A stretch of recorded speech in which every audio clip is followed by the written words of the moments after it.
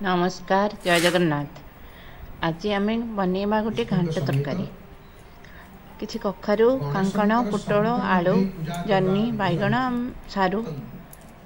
आउ किसी सिझा मटर आ मुग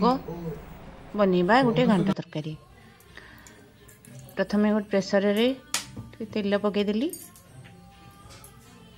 आउ से तेल देहरे काटी रखि परिवा को गरम हो गला पकी ताकू टिके भाजी देले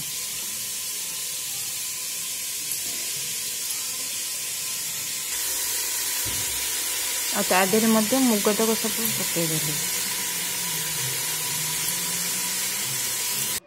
से ताकू एपट सेपट कर सारा पर माने टिके भाजी पानी मरीगला ताकू कढ़ा हो लुण और हलदी आ गोटे स्पेशल मसला करी बसैली आ जीरा धनिया लंका सुखिला लंका किसी डालचीनी खंड दी खंड आ गोलमरीच हांग मैंने एक यदि आप स्टोर कर रखिए ना सबुथे देले डालमा देले भल लगे जेकोसी तरकारी पत्र सादा तरकारी पकेले भल लगे आ किसी गोलमरीच पकईदे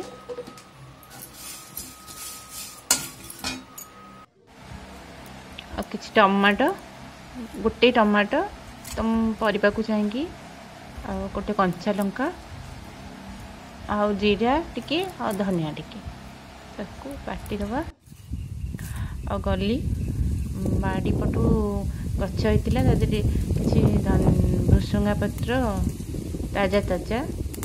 तोड़ी आनली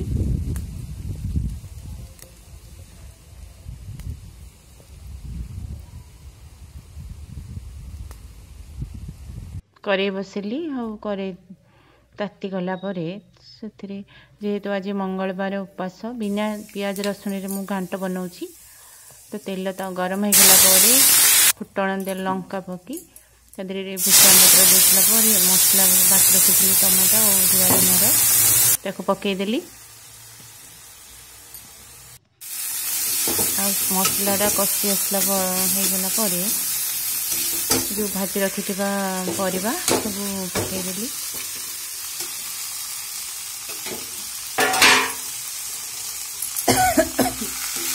परिवा को एपट सेपट कर सारापर रखि मटर पकईदेली मटरटा भी सीझा होता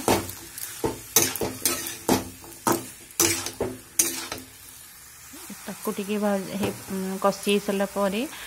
आपण मैंने चाहिए तादे मसला पानी अल्प दी 10-15 मिनिट फुटे काटिदेवे जे किंतु जेहेतु मो ससुरंगर कौन सी परिवार दांतरे हुए से मते प्रेसर रे सिझेबा को आउ थे पड़ो कारण दांतरे किसी हुए एठी हो सारा पर आपड़ भाजी रखि मसला पकईदे 10-15 मिनिट फुटीगला काटिदेवे गरम मसला देकी टिके नड़िया पकईदेली आउ मु प्रेसर रे चिट्ठी लगेदेली हो गला गरम गरम घांट तरकारी। एठी मु मसला पकईली हो सारा पर आपण मैंने से माने कषिला बेले से पानी दे फुटीगला करदेवे तो हो गला गरम गरम घांट तरकारी। सांग मैंने खाई बनई देखु ना केमती आ कमेंट करेंगे लाइक करेंगे शेयर करेंगे। आज आमर होता भात डाल मुग डाल